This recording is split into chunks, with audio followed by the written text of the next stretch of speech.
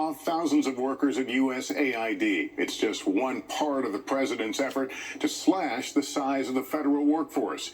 Garrett Hake reports now from the White House. Tonight, President Trump with the Japanese Prime Minister as his administration intensifies its effort to carry out his campaign promise to slash federal government spending. Elon is doing a great job.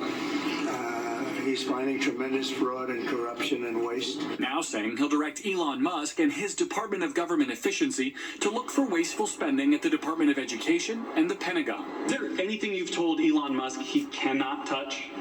Well, we haven't discussed that much. I'll tell him to go here, go there. He does it. We have very smart people going in, so I've instructed him go into education, go into military, go into other things as we go along.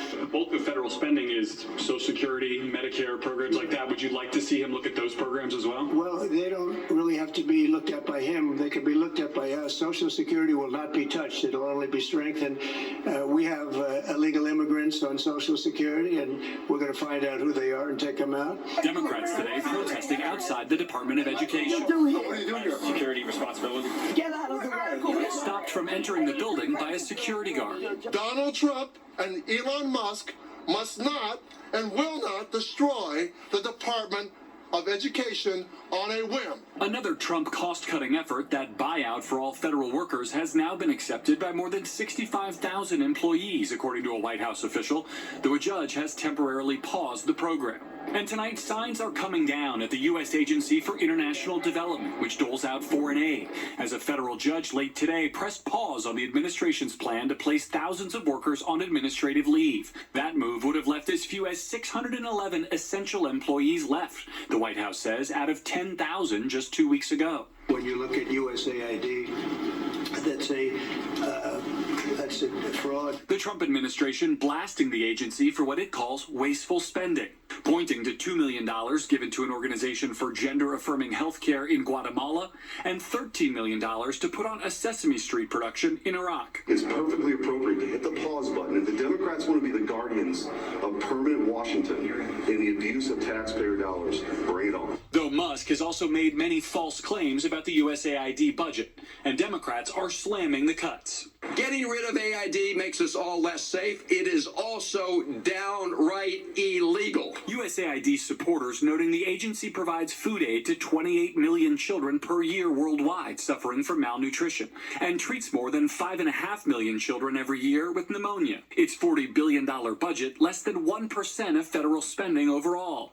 The agency previously praised by the First Lady. We want to show the world that we care, and I partnered and I'm working with the USAID.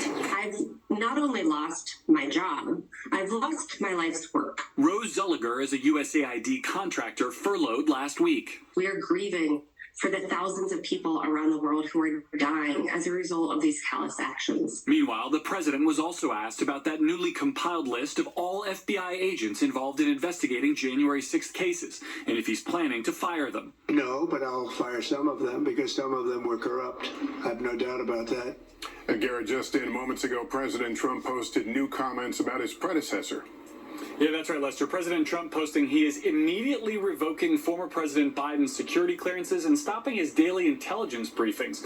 The president saying Biden set this precedent back in 2021 when he blocked Trump's intel briefings. Lester? Okay, Garrett Hake, thank you. Tonight, communities in Tennessee and Kentucky are cleaning up after at least 6 tornadoes swept through overnight, killing at least 2 people. Kathy Park is there. Tonight, parts of the South are recovering from terrifying tornadoes, some shredding homes apart overnight. Bro, there's a tornado right over here. In Tennessee and Kentucky, 6 confirmed tornadoes, with an EF2 touching down east of Knoxville, killing 2 and injuring several others, including Richard Williams. He managed to survive, but barely. It just lifted the house, and from that, it just slung me everywhere. He told us his ex-wife and his 22-year-old daughter lived next door and didn't survive. The loved ones are the worst. Everything else is material. Nearby, this family took cover with just moments to spare.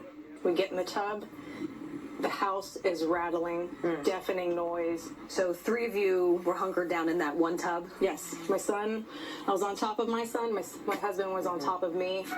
The extreme weather setting off tornado warnings across the state, even putting this high school basketball game on pause. We are going to have a tornado delay.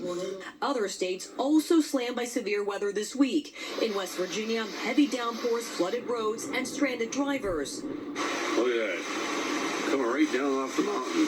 While up north, a dangerous dose of snow and ice, with more on the way. And back here in Tennessee, for February, it is rare to have 5 tornadoes in one day when the state typically sees 3 tornadoes for the entire month. Lester? Kathy Park, thank you. And the storms